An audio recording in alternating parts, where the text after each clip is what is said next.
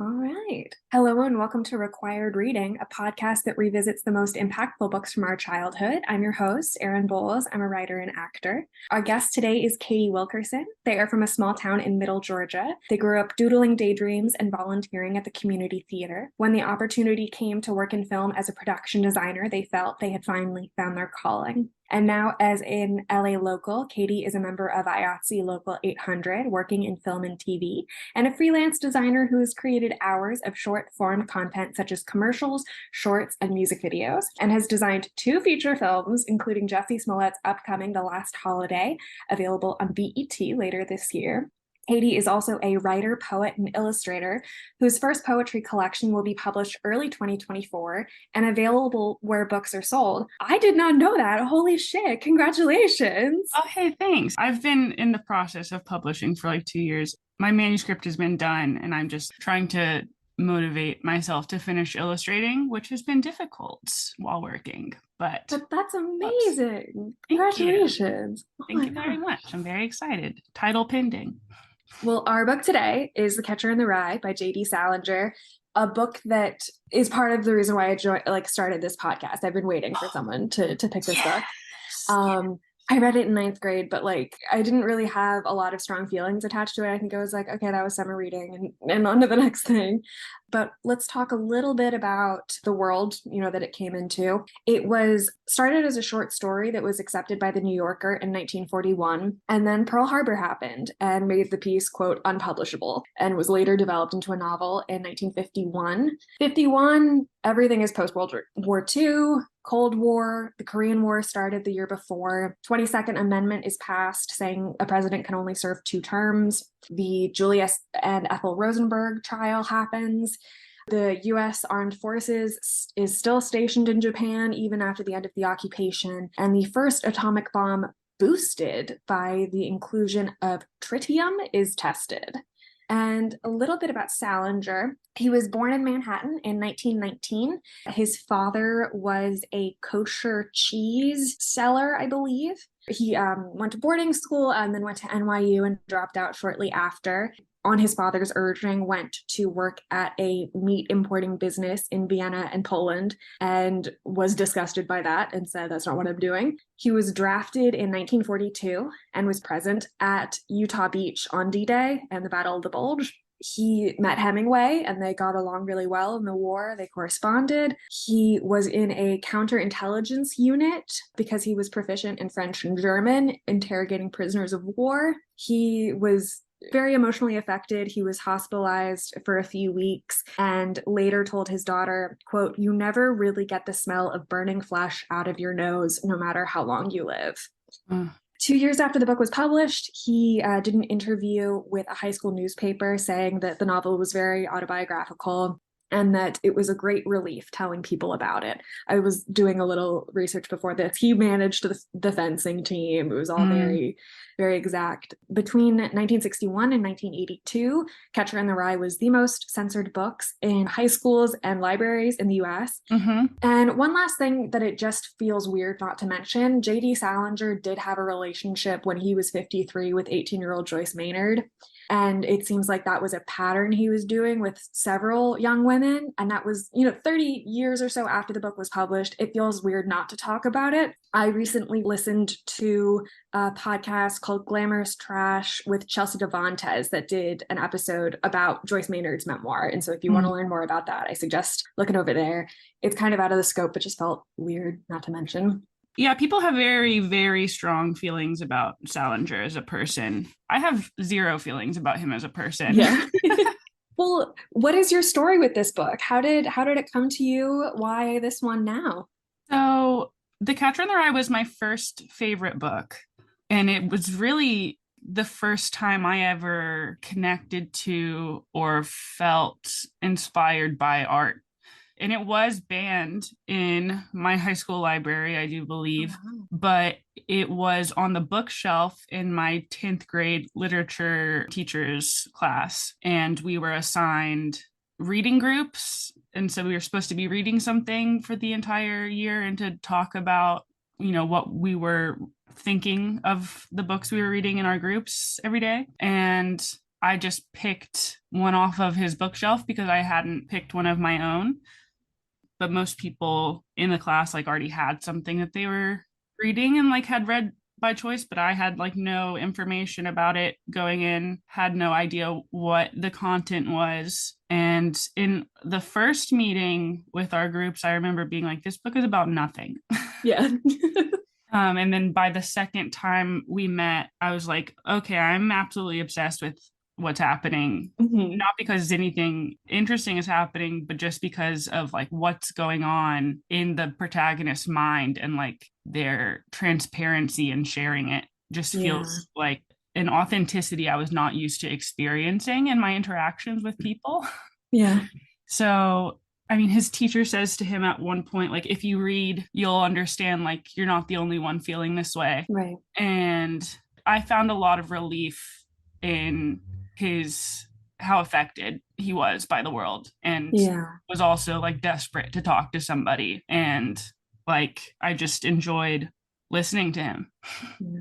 That was something I was especially struck by in this second reading, because I read it in ninth grade and haven't touched it since, is how I think I was getting annoyed by it and then realized I was doing the exact same thing then and now, of just like, I was describing it to my cousin over the weekend of like being a balloon in a cactus field, of just like everything is not a physical danger, but like an emotional danger, which is just an exhausting way to live. Yes. Everything to him was an emotional danger. Yeah. And I think to me as Yeah. well, like my boyfriend will be sitting on the couch doing nothing. And I'm like, he's angry at me. I know it. And it's Yeah. pointless. And he does really like fearlessly address all of the things he's experiencing, like just in the like he's so honest about those feelings of danger he's experiencing, Mm-hmm. while also like he's aware to an extent of how affected he is, Mm-hmm. but he is still trying to come off as impressive, Mm-hmm. or like he doesn't realize how insecure he does feel and how Yeah. insecure like he's making himself seem. Mm-hmm. Yeah. Just going back to that idea that he is like describing with a sort of unawareness of himself.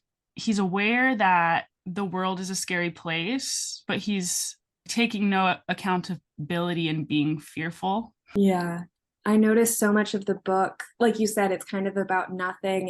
And I think that was something that I understand about myself now as a storyteller, having like gone through college and things like that, of like, I am a plot girly. I need it there. And I think that was probably something that aggravated me then. But I think in that, like you said, there is so much transparency in that character that I think is really startling. And I think especially because it's written in first person, I think that like first paragraph, if you have never seen anything like it, is really jarring, to be like in English class and finally being spoken to by like a peer rather than an old fussy guy. I think is probably really startling. In a previous episode we did on the first Percy Jackson book, and those opening paragraphs are surprisingly similar, of direct address and of this isn't going to be what you expect. And I think it's so interesting, I think in a broad sense, to like look at how this novel has shaped literature, and especially literature for young people, in so many ways. Yeah, and just like its use of language and like how he's not necessarily being transparent with the people he's interacting with, but in the way that he's describing those interactions from a distance, and the way that he is judging everyone around him as phony, and yet he is perhaps faking more than anyone else. Yeah. And there's so much of the book spent in hypotheticals of what he would have done or should have done or could have done. And I think that can be frustrating from a point of like, well, you're not actually doing anything, but I think is also reflective of all of the possible scenarios you play out and the person that you want to be, and that perhaps the person inside his own mind and in those hypotheticals is more real, or at least he wants it to be more real than the person that is on display. Yeah, and his like obsession with maintaining innocence and like this rage that like comes through in like a lot of just how angry he is at everyone and how fearful he is of everyone. It's like he's so indirectly describing why he is this way. Like it's all all occurs after the events that made him so affected, and talks about those events almost none, but like does such a great job of like characterizing why he is this way. Yeah. I was looking this up shortly beforehand. The relationship between Holden and Phoebe is so, I think, precious to him. Like you were saying about wanting to protect this innocence. I think the character Holden, talks in very binary things of I hate this and I love this. And it seems like the only thing he really genuinely loves is childhood and purity and Phoebe and the carousel and things like that. But I was looking up beforehand about those sibling relationships because DB and Allie is his brother that dies. DB is his older brother. Salinger only had one sibling, was an older sister named Doris, who's I think 7 years older than him. So I like there is so much of the book about young people and about Holden's vision of young people, even though he is only 16 and existing in that weird gray space. But I thought it was so interesting that like what was Salinger trying to do, or what was the intent by creating this conversation? And I think the most effective moments to me are when Holden is about to go west and Phoebe comes with her suitcase packed and says like, you can't go without me. What am I going to do without you? Yeah, I think in the book, the part that like turned it around for me was when he met with the prostitute and just wants to have a conversation with her, is like so intimidated by crossing a threshold. Like he's interested in what happens afterwards, but he's like petrified of crossing that boundary, and like just wants someone to assure him and like validate that it's going to be okay. And he says that sort of thing, like someone trying to take advantage of him, has happened to him like 20 times. And you get this idea that like his childhood was like, he's so dissociated from it, like so stunted that, and that I think is really what JD Salinger was like channeling through Holden, is like this betrayal and also this obsession with like something wrong having been done to you or like taken from you. So I remember reading it, and I remember both then and now the final chapters kind of like really turn it for me of when he is talking to his older teacher, when he's with Phoebe, and we start to sort of peeling back the layers of the onion. And as much as his brother's death affects him, it isn't, I think when I was reading it then, I was waiting for like a big reveal, like one nugget of like, this is what happened and this is the thing. And it's not just one thing, it's the cumulative experience of existing and having to go through human experiences as a child that is unequipped for it in a world that doesn't really feel like equipping him for it, I think. Yeah, he's just like looking for some support because he's been through so much that he can't process alone, and describing his parents as like so private and not like wanting anyone else outside of the family to know anything about them or what's going on, because like he is aware of the shame of like his neglect but unable to share it because of like a loyalty to his family. And there's such little information about his parents, but such a wealth of information on his siblings. Yeah. I think that his obsession with innocence is like him trying to justify why he deserves support.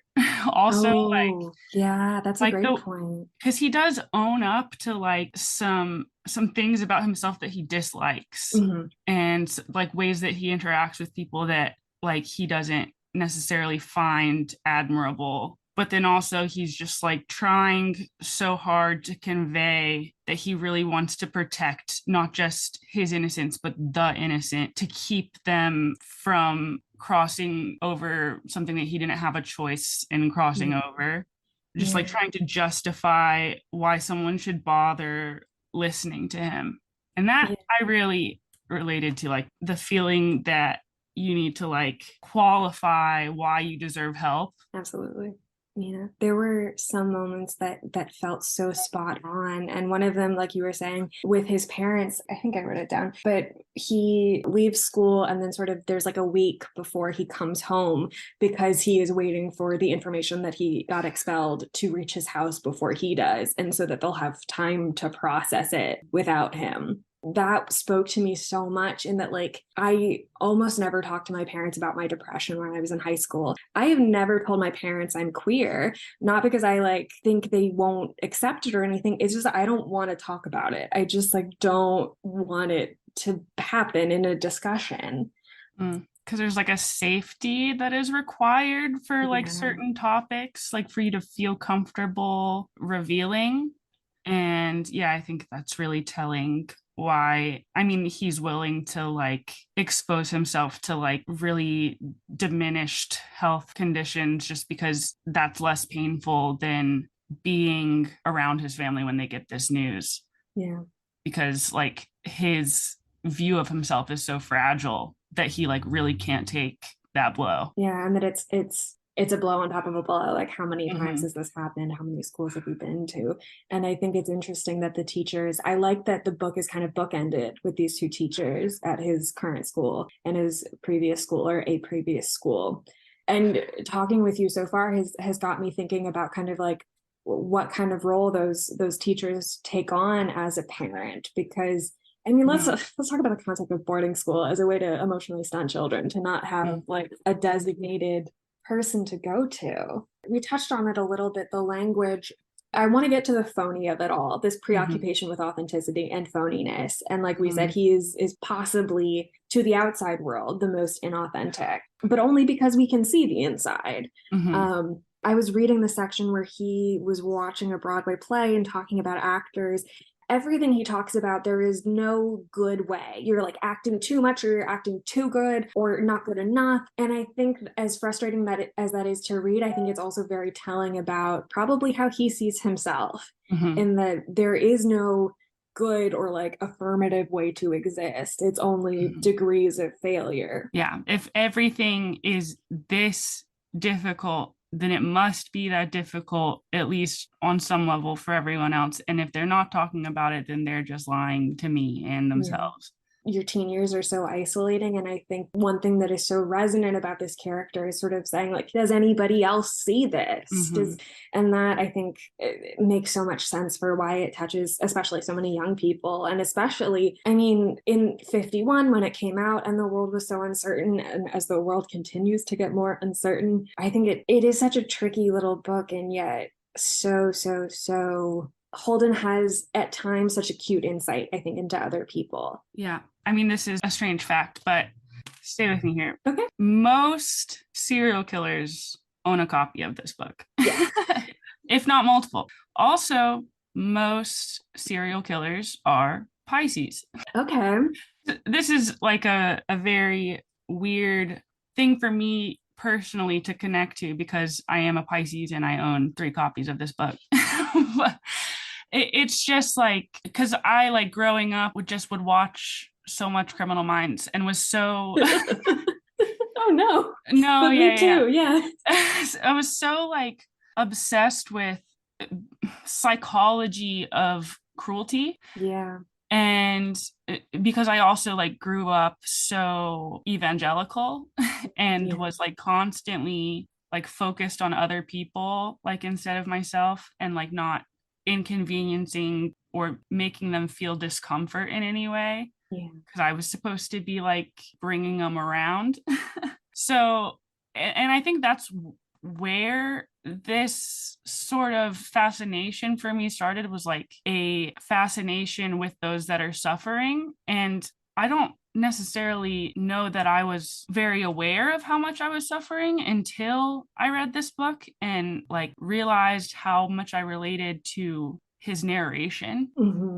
And I say that not to make myself look like a serial killer, but just to, I guess, underscore that like his desperation to get this out and to understand people is like a very real threat that he perceives, like, because those that don't ever get it out, like what becomes of those people. He's like trying so hard to get people to understand how important it is to get this out. Yeah. He says when he goes to the facility to have these tests done on him because he gets TB after this week of just like bumming it, he says that he sees somebody that like encourages him to tell his story. And so I feel like that's Salinger leaving the audience vague enough Yeah. so that it could be addressed to anyone. And like you said, this desperation to just get it out of your body Yeah. and to see that it's not just me. I think Mm-hmm. that's huge. Yeah. Mm-hmm. There is like something very cathartic about sharing just in case somebody else needs it. Yeah. Yeah, absolutely. Which Yeah. I very much did. I like really needed to hear that Mhm. somebody else was struggling, even if it was like some dude. Yeah. Yeah, because he is just some dude and I like Yeah. deeply relatable. Absolutely. I wanted to know what you thought of, it's a very iconic book in so many ways, but of the red hunting hat. And Mm. I feel like sometimes my questions are like, how does this relate to you? And then also like pop quiz English class time. What does it signify? I don't know the answer, Yeah. but it felt like this very juvenile thing on top of like Mm. his tweed probably, and he's wearing it backwards. And he admits to it being corny, but still likes it and still wants it. And it's like so essential to at least how we perceive him and his identity. Yeah, I don't know like the correct literary answer, Me but either. like looking back on myself now, like I see, like I wore the same pink hoodie every day of the 7th and 8th grade as like a barrier between me and Yeah. everyone else, like trying to just like not be perceived and also like keep myself comfortable, like in a Mhm. when I just felt so like vulnerable. I also think though, like while I was reading it, just I really related to like the desire to be an individual or like have Yeah. something about you that like set you apart. Yeah. That I really was obsessed with it for a little bit aesthetically. Like I had a little hunting hat I put on all my teddy bears, and Oh, I might still own it. I don't know. I didn't take it out for this, but just like the way that like holding a cigarette makes you feel like kind of powerful. yeah. Cool. Like I'm cool and I've got a little bit of a dangerous persona. Mhm. You don't know me. I'm the guy with the hat. Yeah. And I think there's an element, yeah, of like wanting to be confusing and mysterious and Mm-hmm. intrigue, which is like, I want to do that too. I just want to, Mm-hmm. Mm-hmm. I don't know who she is, but she was fun and weird. Yeah. Although yesterday I met a bunch of new people and they will remember me as the girl who got tackled in touch rugby. A Oh fun man, you played rugby yesterday in LA? Yeah, my boyfriend has this like group of friends who plays every Sunday. And then yesterday he was like, "Do you want to go?" I'm trying to get out of the house more and meet new people. So it was me and a bunch of like 40-year-old Australian guys. That sounds Um, dangerous. yeah, a guy did run into me and he was so sorry about that. He wasn't looking. He did it to another guy later on. I was just mostly surprised my glasses didn't break. My sunglasses, because they're like $30. They're real cheap things. I do feel like just I think that setting up the story with a bit about the fencing team Yeah. is really brilliant because it like I think really endears you to him right away, even if like he This doesn't, poor kid. Yeah. yeah, he doesn't come out and say directly that like everyone on the team hates me. He's like trying to like play it off like it wasn't really a big deal and it was actually kind of funny that they were all bullying him. But I did really relate to the idea that like everyone secretly hates me. Yeah. Oh yeah. To this day, I'm still working with that. Yeah. Absolutely. And just a fear of like being singled out as like the weird one or like the one that can't do it right. Yeah. Like the one in the family that can't do it right, the one in the school that can't do it right, the one on the street that can't do it right. Yeah. You can't even like have sex with a sex worker. Mm. Right. Yeah.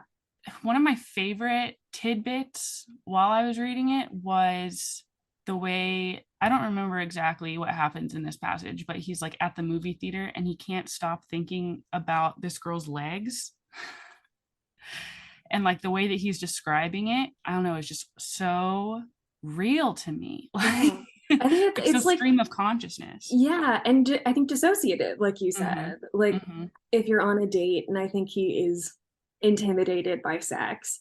And so I think I certainly like went on, at least I remember one date in high school where I spent like 3 hours trying to figure out how am I going to hold this guy's hand and just like Mm-hmm. trying to get close and then not. And that felt, I think, very true. And I think also like Salinger was in boarding school, but I think boarding school also makes sense because it is like a form of adulthood.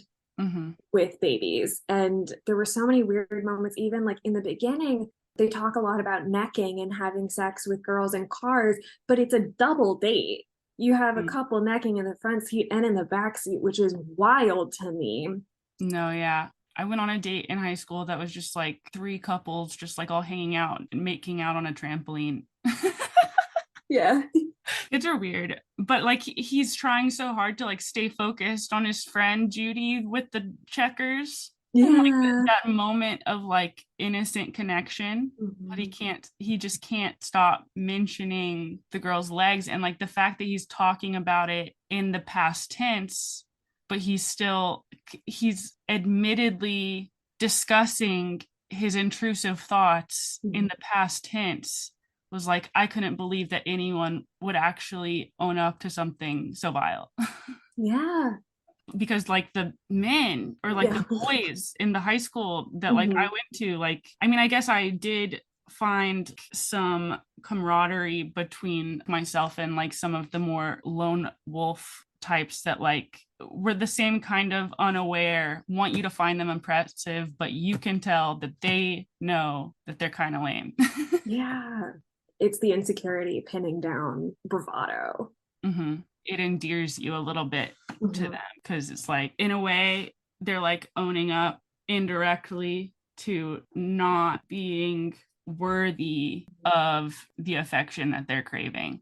Yeah. And that's what remaining silent is, and like isolation is like, I want so desperately to process this, but I can't. And I also shouldn't force anyone to help me process this if they don't want to, or if they're unable to, which technically that's what it was. Yeah. And even if care or affection or guidance is being provided, he doesn't know how to accept it. Like there hasn't been a way to understand or to learn that. Yeah, because he isn't addressing actually the root of it. Like when his teacher is like, you should apply yourself, and he's was like, okay, I'm gonna get up and leave because your chest looks bumpy and you're scaring me. Yeah.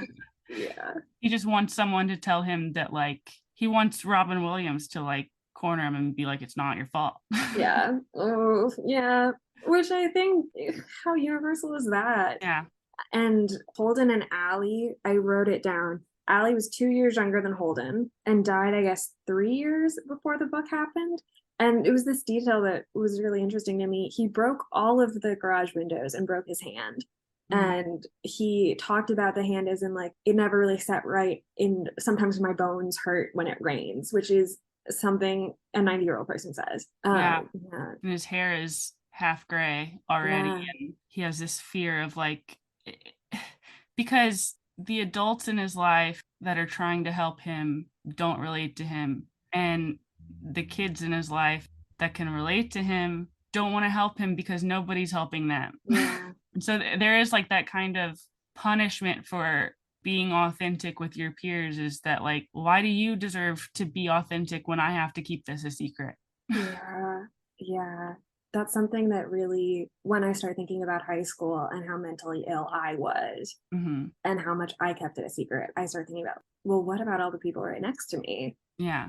There is like a threshold where you can no longer keep it a secret. Like the stakes are so high for yourself and for your sanity and like your physical safety. Like if you're at the point, which there were times like I could no longer hold it all in and like would just act out in private. And when you understand those stakes, then it becomes like easier to help or listen to other people. If you haven't crossed that threshold, it is like, who do you think that you are, like talking about this openly? Yeah. And there's a student in a later chapter talking in past tense who commits suicide right in front of him. And Holden kind of tells that story and just immediately moves on from it. But and you don't even really find out why. It was, I think that a bunch of boys wanted this kid to take back something he said. Which is such a, like in hindsight, what a petty thing, it's so frustrating because both when you are in it and then when you are looking back and you feel so bad for these kids, that there are so many ways that the world is telling him simultaneously, you are an adult and too old to do X, Y, and Z and have X, Y, and Z, and also too young, so that you have gray hair and you can buy time with a sex worker, but half the bars you go into, you can't get drinks. And that you feel the best when you are with these things, like you said, that are innocent or are perceived or are meaningful as innocent, and yet understand yourself as separate from it, that belongs to someone else. And I think there's a time before and a time after, especially when you have mental illness and trauma, and it becomes such a clear line. There are like so many moments that he mentions and clues you into like how much they really affected the deterioration of his mental health, but he doesn't explain how. Like the nuns that he's talking to, that like he is interested in them, like he's aware that they're different, that like they might even be judging him, or that there is like ultimately something wrong with him because they're like more innocent than he is for some reason. He doesn't want to talk to them because like they're going to ask him whether or not he's Catholic, and he doesn't want to have to think about that because he's a kid and he shouldn't have to think about it yet. He hasn't like had time to process all these other things. But like when he sees the curse word on the wall and like takes it down, it's like, well, there's children around, and like how like violent something like that could be to a child, having to process that like they're not allowed to say it. It's bad when it's said to them, but it still exists in the world, and none of the adults are going to do anything about it. So like, I guess I have to be the adult and do something about it. So many moments of exactly that. If I guess I have to be the adult. And it fucks you up so much when you learn that like the people who you're supposed to be able to depend on aren't there and aren't going to do their job. It's like, it's fucking course it's a nightmare. It's like between the states of acknowledging that you've been abandoned and also that you sometimes are abandoning yourself. When you're just like trying to process what has been done and can't figure out how you're going to move forward yet. And life keeps going and you're still back here and have to process that, and then all the things that happen in between. There's no time to catch up. And all of the ways that like you're failing other people because you're not able to process. Or, you know, I think there's like an ability to process that people have when they've had help learning how to process. And if you don't have that help, then it's going to, the ways in which it sets you back. Like if you don't have help in processing what's been done to you, you're not going to be able to process what you're doing to yourself. You get stuck. And there's so much. Something that struck me is that this quote, if you tell Phoebe something, she knows exactly what the hell you're talking about.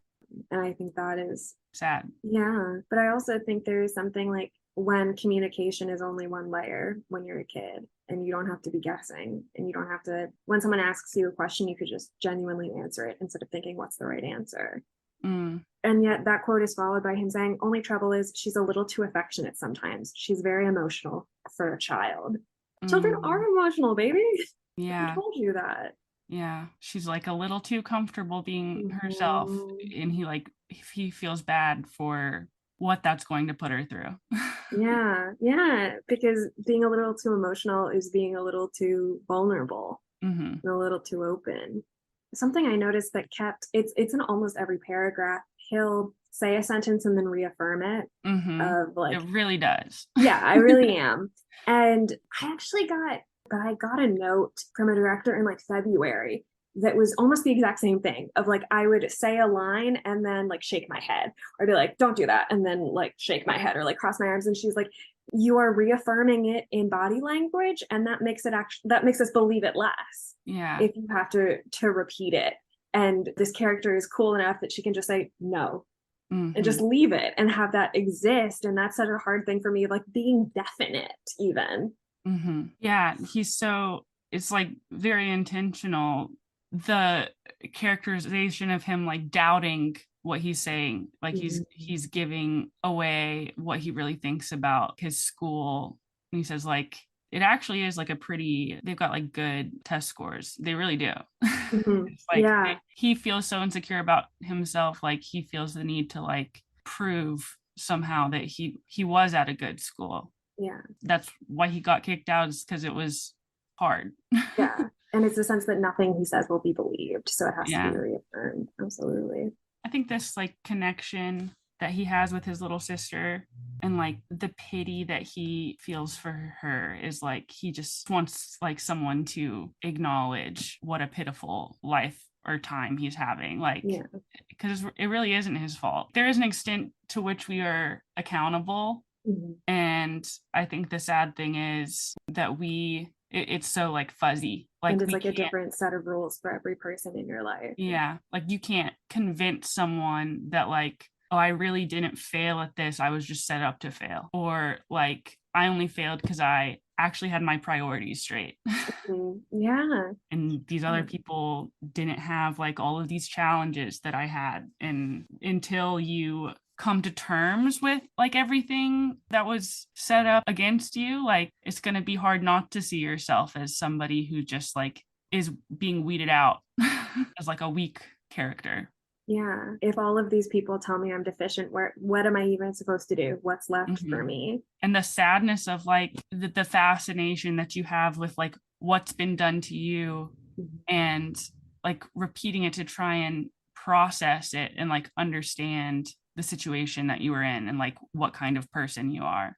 Yeah, I think doing the math, like he was in that slaughterhouse thing when he was, I think, 17. I think he started in the war when he was 20 or 21, Mm, which is it's basically your teen years. It feels so much yeah, like a part of childhood, like, and being in some of the worst of it, and being in D-Day yeah. and beating in Battle of the Bulge. And it did tickle me that at one point Holden says that DB got him to read A Farewell to Arms, and I think he liked it. I don't know. There's something strange about like his repulsion for movies and like Mm-hmm. his preference for what's written, which I really, I work in film, but I really appreciate literature that's like told from a very realistic point of view, like an authentic voice, Mm-hmm. because like so much of the movies that we see, like it looks real and it's like portrayed but like the real world, but it's really not being conveyed from like an authentic voice. It's like a fantastic, idealized, spectacular world, Yeah. and it's being portrayed as something real in the physical world. And Yeah. there's something about literature that like allows you to put yourself in it and like process visually like in Yeah. the way that you need to. And that all of those little decisions are yourself, or are your own. In Mm-hmm, that, mm-hmm. a production designer isn't setting it Yeah. up for you and telling you what to see. A writer isn't telling you what to think, and an actor isn't interpreting those things for you. Absolutely. And I think it makes sense that he has this aversion towards performance. Although I did look Mm-hmm. when I was doing this research, JD Salinger apparently wasn't like an actor, I think, in high school, and was Mm-hmm. like very much had a talent for it. And his dad said that's not a career and you can't do that. But I think that's also like, the more I act, the more I understand how close acting and writing is. The difference is mostly scope, and that an actor, you're on one character, Mm-hmm. and in the rest you're seeing how does this affect that, and that affect that, and that affect that. Mm-hmm. Mm-hmm. Yeah, we're just like attempting to do the best job that we can at like conveying real, authentic details. Mm-hmm. But yeah, there's like so much freedom in like your mind automatically creating those details subconsciously for you without all of the like thought and planning to make it like relatable to the most amount of people, Yeah. or if not the most amount of people, to help the most amount of people relate to someone that might be difficult to relate to. Yeah. But I'm very glad that Salinger was able to get this out, just because it's conveyed to me the importance of sharing your experience in general. I tend to be a lot more hopeful in the Yeah. stories that I tell now, but like definitely there is a space that you have to move through Yeah. of being authentic with the darker, more shadowy parts of your identity before you can even be hopeful. Yeah. And that I think the first step in opening those is to open it a tiny bit and call it phony and pack it away. Yeah. There's something so, because it's stream of consciousness, the writing doesn't seem super polished by like literary standards, but is definitely very purposeful. Yeah. And you get to the end of it, and even at the beginning, I think you do feel like Holden and Salinger to a degree have like pulled this hurt from inside their body and handed it to you on a plate, still gushing and pumping and flinching, and said like, please, this is it. Can you get it? Can you appreciate yeah. my sacrifice here? Yeah. I was so afraid to like compose anything in high school. Like I tried to make art, but I didn't want to put any thought into it at all because it did feel like hiding what I was actually feeling, and that did not feel like art. So it's been like a crazy journey to be like, no, it's okay to put thought into what you want to say and think about like how best to say it. But I do think that there is like something really beautiful and valuable in exposing your stream of consciousness and like making that available just so other people can experience like the authentic you. Yeah. Like people that don't necessarily experience themselves authentically. Yeah. And I think that's when the internet and when social media is very good and very beautiful and a force for good in the world, which is less often than the other version, but does happen. I think that's what makes it successful is I remember in high school one girl would always preface her Facebook posts with like, has anyone ever thought this? And we would talk behind her and be like, yes, people have had that thought before. But that's not the point. The point is sharing this thing that feels secret because it all feels secret and it all feels like it's never happened to anyone before. Holden has this thing of wanting to return to childhood, but for him, there's this mental Rubicon and you can just never get to it. And it's easy for like me, a 25-year-old, to say like, you can still do it. But I know that's not what it felt like to me then. And it's that I couldn't also do it. I couldn't become 16 again now, you know?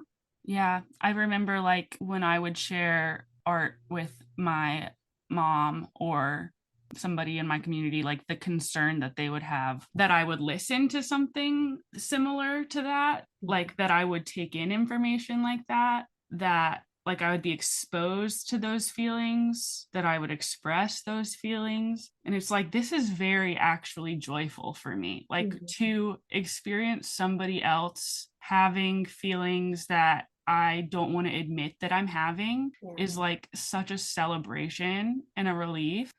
And to be able to feel secure enough in the safety of this moment that I could express those feelings is like just such a triumph. You saying that makes me think of one of the things that Salinger's personal life is best known for is being reclusive and the sort of Catcher in the Rye. He's not a one-hit wonder, but I think very few people can name, I can't name more than 2 titles by him. Well, his short stories actually, and that's why I loved him so much at the beginning, is because I had like this, not fear of commitment, but like I didn't even have the energy to get through a book. And it's because I couldn't relate to like hopeful or like narrative. I really did not care about what was happening to this princess across the ocean. Like I just wanted to hear people scream into the void.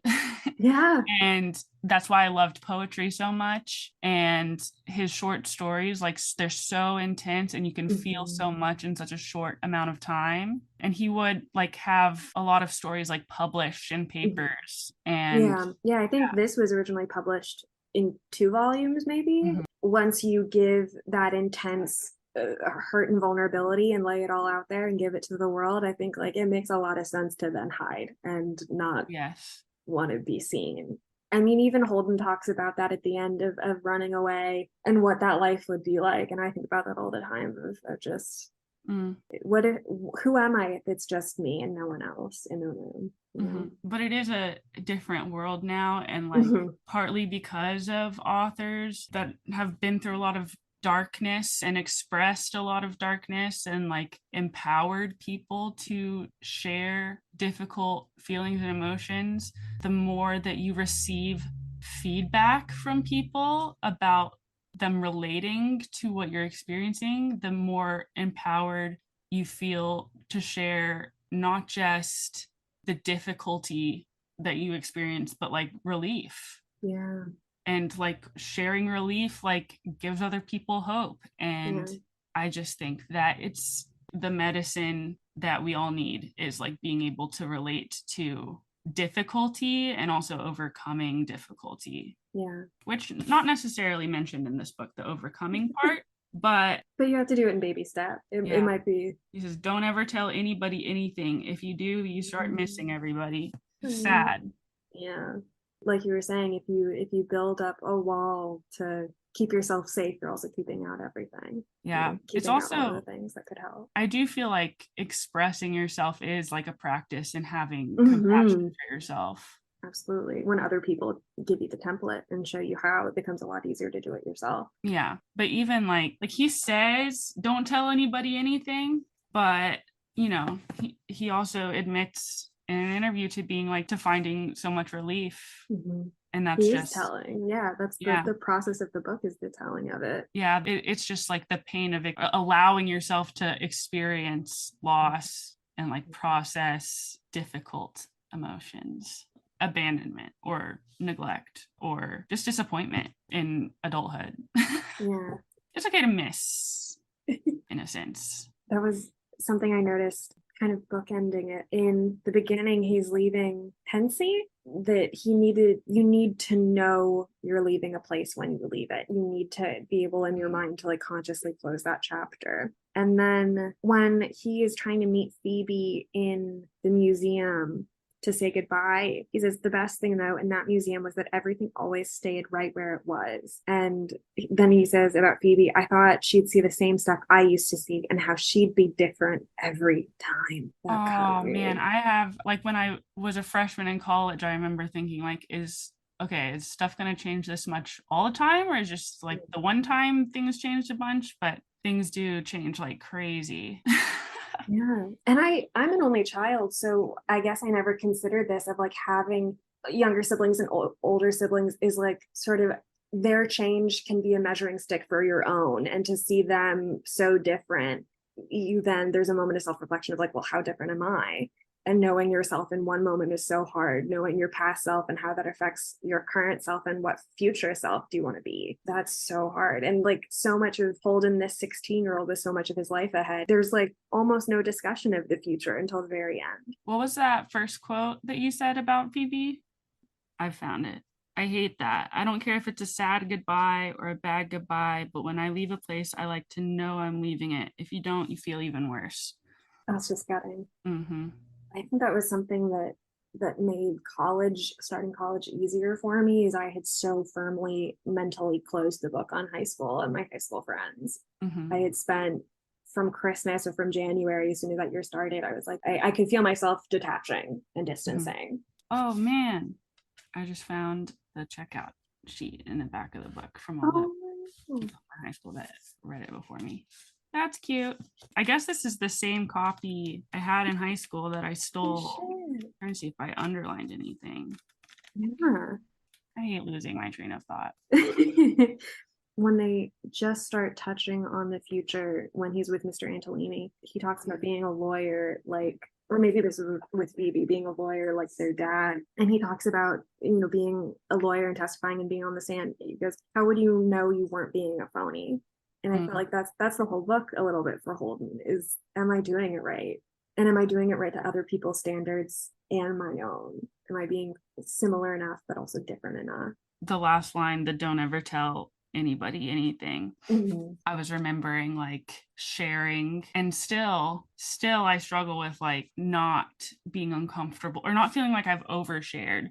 I used to say that I felt like I'd been deflated when I talked too much about myself, like I was a balloon and I let too much air out. Yeah, I think that's really a shame that we are so hesitant to share. And it is like a lot easier to like separate yourself and like have a character spill their guts than it is for like you to admit to like needing to confess something, or like wanting to share something, or like feeling isolated. It's like an embarrassing feeling almost. But I think that like when you share, you're holding space for other people to feel confident in sharing. It's an invitation To like look foolish, and like it's okay, you'll Yeah. live.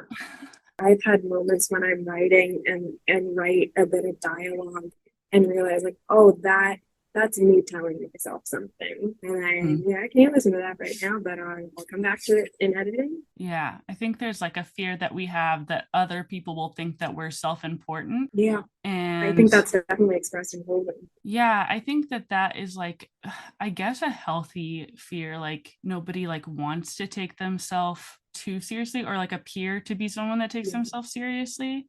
But I think that like once you acknowledge that the reason that you would share is for other people, then it makes it less taboo, I think. Yeah. The reason can't be that I just needed to talk about it, you know? Yeah, because if you really needed it so bad, then it wouldn't feel so bad to share. Oh, You are capable of processing your own emotions. It's just that you feel so bad for yourself that you had to do it alone. That is like what is compelling you to share. This is editor Aaron. I don't know why my audio gets so bad here. I have a fancy little microphone, and later that day I recorded another episode. I don't think I even unplugged anything. The setup was exactly the same, and yet it sounds so much better in the next episode. So I don't know what happened, and if this conversation at this point mostly sounds like Katie, that's not their fault. That's my fault. I don't know what happened. Okay, back to the show. And that's what I really related to so much, was just like this desire to save others, like that I really appreciated experiencing in someone else, or like someone else admitting to, because I felt really like judged for having like a savior complex, like, and like have done so much contemplation about like, you know, is it really empathy to feel the need to save others? And I mean, yeah, it's empathy for yourself, like that you want to be what you didn't have. yeah. There's going back to your childhood self and trying to fix it all before it happened. Mm-hmm. So I think Holden's all right. Yeah, I mean it's right there in the title of wanting to catch someone. Yeah, I think like it's funny the way that he can present this character in a way that really does like make you feel an amount of animosity for him. That's true. It is an extreme accomplishment because I've read books where I've gotten frustrated with the author just because it's bad. This is crafted. This is art, and I think Yeah. very much any teen, there's going to be at least 30 like Holden Caulfields in every high school class. Mm-hmm. You know, But like the affection that you also feel for him, I don't know, it's very crafty of him to like, because I always wondered how much JD Salinger saw himself in Holden, because like you do feel pity and admiration for him, even though he's such a jackass. Yeah, I think that was when I was in high school. I didn't talk about my depression a lot. And then one summer during college, I was back home and I was talking to a friend from that time who had just experienced depression for the first time. And she said, it changed my life. She said, I don't know how you could be that brave and deal with it every single day. And I think there's an element with Salinger and with Holden of doing that, even if reaffirming to like, it is so hard for Holden to get through this week, just mentally exhausted and physically exhausted. It takes a toll on his body. To someone who hasn't gone through that, Salinger makes the struggle physical, makes it easier to see like the maybe you'll see yourself in Holden, or maybe you'll see your friend in Holden and figure out a little bit of empathy there. Yeah, the fact that he could have lost his mind, but he didn't, like he just drove himself to physical sickness, speaks to like, yeah, people don't understand why you would not ask for help if they don't understand that like it's more dangerous to ask for help than it is to deal with it. Like I remember literally just like, I mean, I just had no awareness of like how unsafe I felt in sharing, even though I'd be like in a fetal position every night, like just so feeling so alone that I couldn't go through those emotions with somebody, that I had to be alone. Yeah. And then like leaving home and coming back, and all of a sudden it was safe, because that was no longer like where I had to live my life. Like I could leave, Mm-hmm. I could go and communicate what I was feeling and then leave afterwards. And I was just so angry, Yeah. like couldn't control my interactions with the people that I had to silence myself around, like so mad that I wasn't able to share with them, and had to go through everything alone, and like what that did to me physically. Definitely felt like punching a few windows out. But yeah, I think it's so frustrating to be a child and to say I have needs and you're not even giving me like the right to need. I like describe it as, well, when someone is unintentionally neglectful, like the complexity of helping them understand that, because when you have like the best intentions and like something still goes wrong, like there's this desire to be defensive. But like if you run over a kid and you just get out of the car and spend your time trying to defend that you're not a bad driver, instead of taking the kid to the hospital, that's neglect. Like you have to pay attention to needs. Yeah. I think it's always, why did you never tell us? And should be, why didn't you see? I was 16. I wasn't hiding it well. I didn't know how to do that. Absolutely. Like there were nights I was up crying, and I now as an adult, I'm like, I don't think I was that quiet actually. I think people were awake and could hear me and chose to let me do that on my own. Yeah. Oh man. Oh man. Oh man. Yeah. I mean, I think about just like the way that I was behaving in school. Why did a teacher not ask me if I was okay? Because I was very, very obviously not okay. Yeah. And it is just this fear of acknowledging deficiency. And we feel like we'll be inadequate to like change it. And it's like sometimes just acknowledging it is like, because you're a child and you've never experienced it before, you genuinely don't know if anyone else has ever felt like that. I don't remember if this was really in the book or not, maybe with some of the girls or even with the sex worker. I think there's these like botched attempts at vulnerability. I wanted to ask you, and I'll loop this back around. I wanted to ask you if this is the 12th episode we've done of this podcast, and at least half the books are about Manhattan. And I wanted to know just like if that really informed part of your life, because there was a time where I was like defining myself of I'm going to live in New York and I'm going to go to college in New York. Yeah, I always thought I would move to New York until I was a senior in college and came out to LA. I really had no interest in being on the West Coast, because like I saw New York as a place like that was accepting of alternative personalities.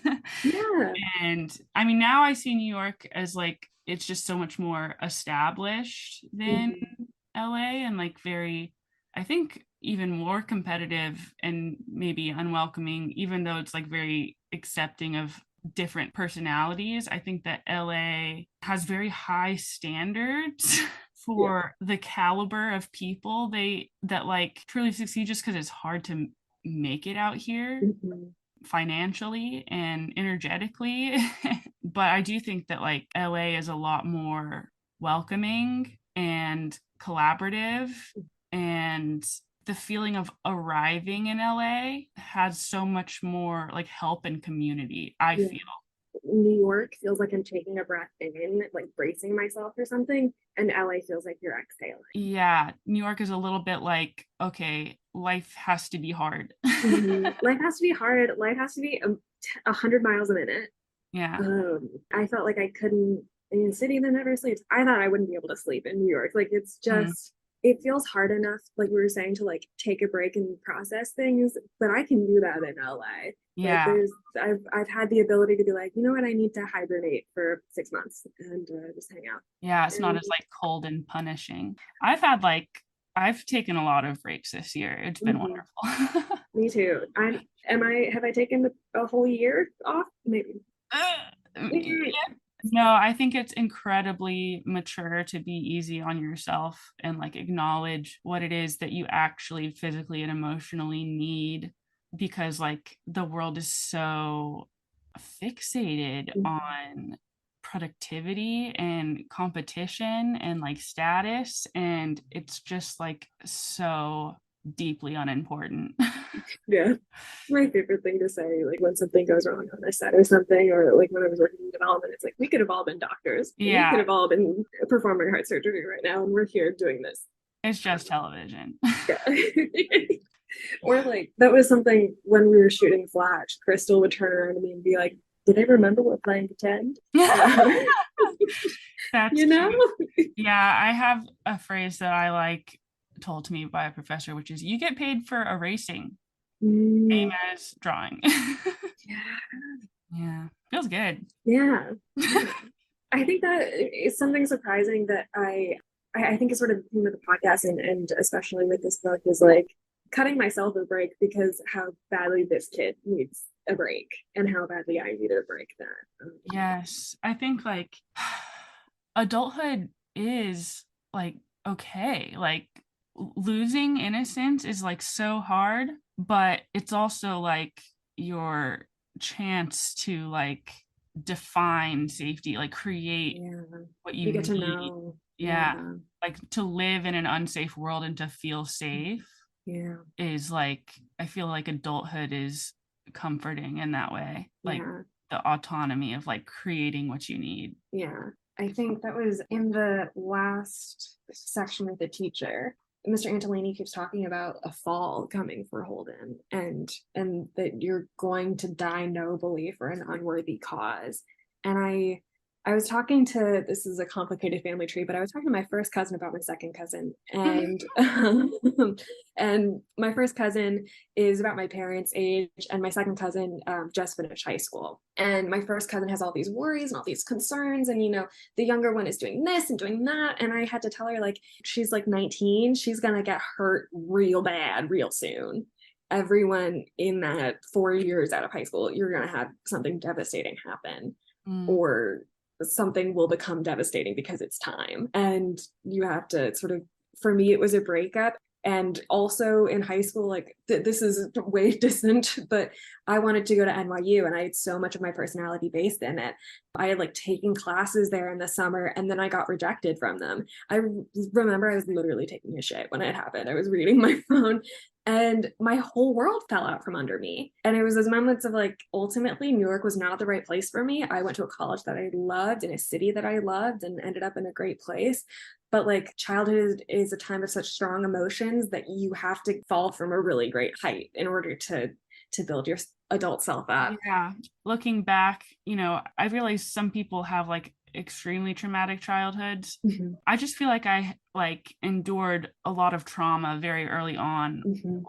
And I remember feeling so different than everyone around me in what I was okay, in like the discomfort I was okay with feeling, or just like a desire to like experience it, all of it right now, so I can just be happy eventually. Like rush through it, or like, yeah, I was not like in a hurry mm-hmm. to comfort myself. Like some people just wanted to like pad themselves and like tend their wounds even. Mm-hmm. But I was like, no, I'm gonna feel this Yeah. like for as long as I feel it. And I'm gonna feel it like really hard because I'm gonna get the fuck over it. Yeah. And that sounds horrifically painful. And also, I feel a lot of admiration for that, Yeah.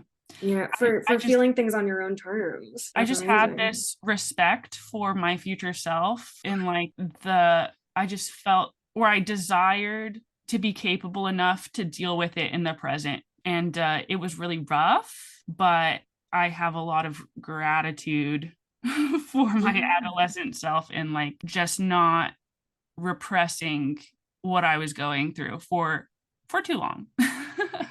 I repressed a little bit unintentionally, but Mm-hmm. and I think that Holden does this too, like just being so upfront with yourself. Mm-hmm. Maybe like you don't understand all of it, but like attacking what you don't Yeah. understand. like gets you to, I mean, I guess that fall that he's talking about, like I had already experienced that. Yeah. Yeah. And I think that probably, I mean, I don't know how Holden responds in that situation, but it does strike me as, I guess what he's saying is like, right now you still have like the financial support of your parents, and like you're in a position where this is not as bad as it's going to get. And that I do relate to, because like things are logistically harder Yeah. than they were back then. And I think that that's why I appreciate so much being able to like come out on the other side of that Yeah. loss of innocence and like having had processed it. Yeah.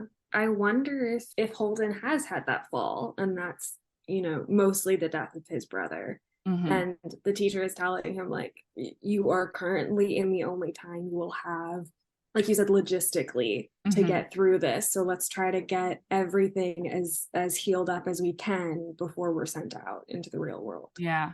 Yeah, that I just got goosebumps. It makes the ending a little bit nicer. Yeah. Like I think that his courage in saying like, don't talk about it, it'll just make you miss everybody, is like that bravery and feeling loss as it happens. Yeah. Because even then it is, I think something maybe startling about that end is that there's a vulnerability in just saying that I miss people.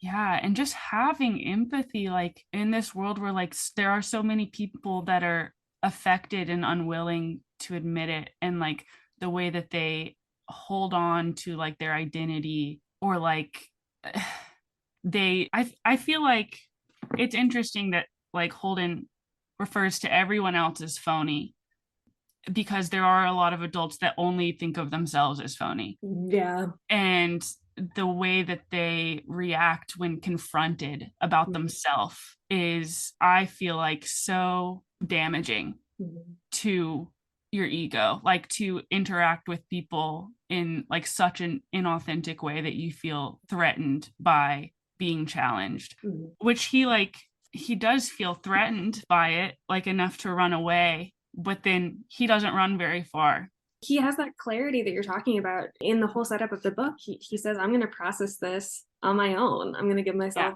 a week, which I think like reads as crazy because he is 16, and also reads as crazy from a level of like emotional intelligence and knowing what he needs. Yes. Especially because he knows as soon as I return, I am going to be employed in maintaining the emotions of others, in my mom and my dad. So I got to get this stuff wrapped up real quick, because I know what it's going to be waiting for me. Man, absolutely. Like, and I did feel like growing up, I felt a little bit stalled, knowing that if I were to confess how I was feeling to anyone, it would immediately make it worse. Exactly. Like knowing my mom does not have the bandwidth for this. Yes. My dad does not have the bandwidth to know this. Yeah. Yeah, I guess I gotta have the bandwidth. Yeah. I mean, I remember a performance project I did in college that like for me was really just opening this daunting can of worms, like my experience leaving the church and like how much danger I felt in myself. And like the feedback I got was like, it's a little long. Yeah. I think that, like the importance of experiencing or like having adults model like overcoming things like that. I think for the people that are unable to envision themselves overcoming what they're going through, like having it modeled for you is game changing. Absolutely. Yeah. Well, how do you feel having read it again as an adult? I feel like I understand him so much better than I did at first. Like just like his personality, like the way that like he is so uncomfortable with change. I don't think that when reading it as a teenager, I hadn't experienced what was coming. And so I didn't understand like what that was saying about the type of person he was. And I think that J.D. Salinger writing this as an adult from the perspective of a teenager is like he really informs like his thought processes so well. Yeah. And I can see my adolescent self better in him now. Like, I think the first time that I read it, I was just amazed that like somebody could convey transparency. And now I read it and I'm like, Holden's fucked up.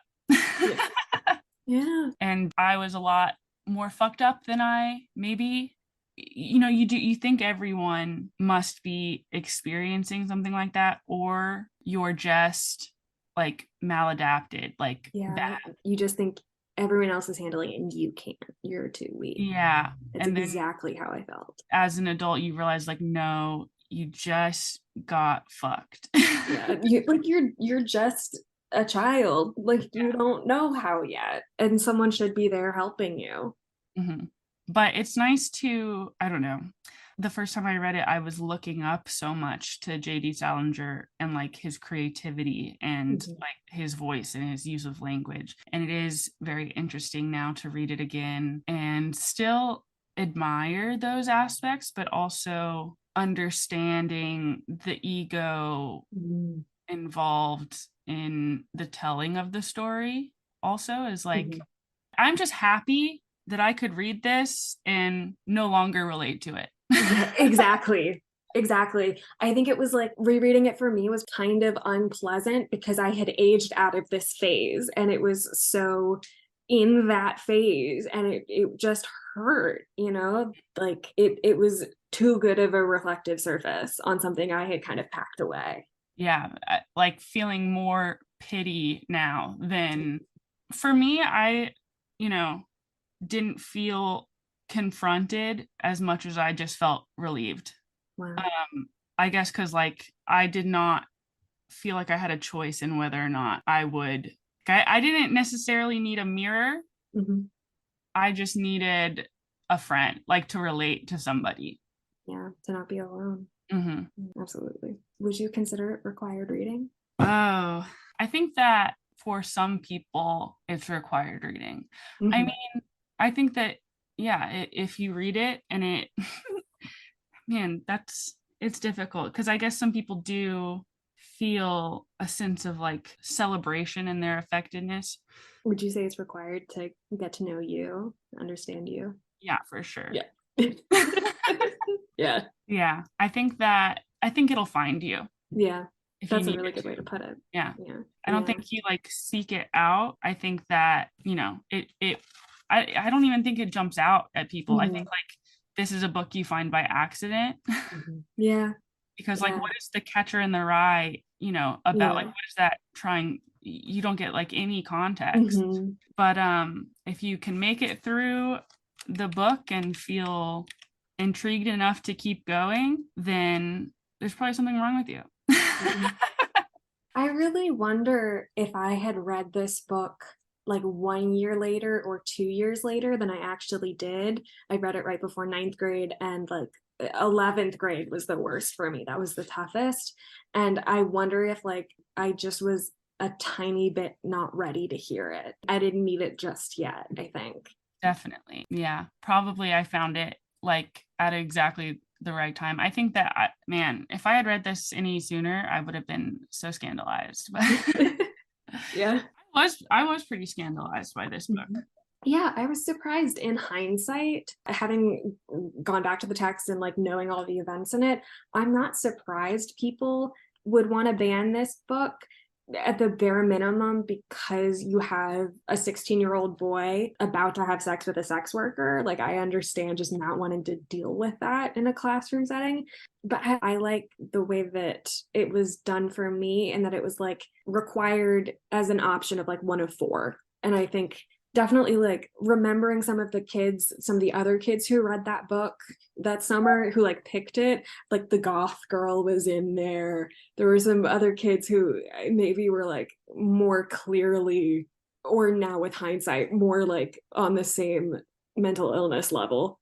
I think that Mr. Thompson, whom I love so dearly, was very smart in his just making this available to us. Yeah. And I feel like really the reason that it scandalized me was just like the open admission of adolescent depression, mental health struggles, like, and the severity of it, and like the honesty. And I feel like they don't, to me, that's why it was not available to high schoolers, is because they didn't want to deal with the activation of those like parts of our psyche. And it definitely like activated me and like clued me into like what I was experiencing and the depth of what I was experiencing. And I think that it would be a great world if it were required reading, just because like as a writer, this is really the model for me of how to invite somebody to relate to someone that they would feel challenged by. It's putting such an inward experience out into the world. I think you touched on this. There's such a startling moment of reading it and being like, we're not supposed to talk about this. Yes. And he's talking about it. Yeah. I didn't know I was allowed to talk about it. Yes. Absolutely. Yeah, that like, it just like pops the bubble of your own inward experience. Like, oh, I can share. Like, and I can really share every little thing. Like, I can share my intrusive thoughts. Like, I can share the thing I'm thinking about that I know that I shouldn't be thinking about, that I can't stop thinking about. Like, I can share everything. And actually, other people might like that, and it might help them. I'm really glad this book exists, and I'm glad I revisited it. Me too. I didn't actually get all the way through, but I will now. I was like cramming the last chapter as I was like making myself coffee, getting lunch ready. Yeah. Man, you've got a really great excuse to read. Yeah, it was weird because I kind of scheduled myself into a little bit of a corner, which is just my fault, and I'm learning. But I was like, am I gonna have to like stay up all night to finish my reading for tomorrow's class? It was a really kind of surreal moment. I was like, am I gonna have things to say in the discussion today? It's kind of delightful a little bit. Is there anything else you want to add? Just that Holden Caulfield, if I met you today, we'd fight. Yeah. That's all. Holden Caulfield at 16 or like at our age? No, I'd fight him. I'd fight him. I'd fight a 16-year-old. Good. Only verbally. Is there anything you'd like to plug? Where can people find you? Well, my poetry account is Catherine the Poet, St. Catherine Mary on Instagram. I guess you could follow that. That'd be cool. Yeah. And book coming out early next year. Yeah, follow my Instagram so you don't miss it. I think probably the title is Healing Curses. Wow, that's amazing. Oh, I'm so proud of you. That's amazing. Thank you. All right. Well, thank you so much for coming on. Thanks for having me. I had fun. Me too. That's the end of our episode. Thank you so much to Katie for joining me and you for listening. For a book I was not really excited to reread, this was such a phenomenal conversation. Katie's mind and the things that they talked about.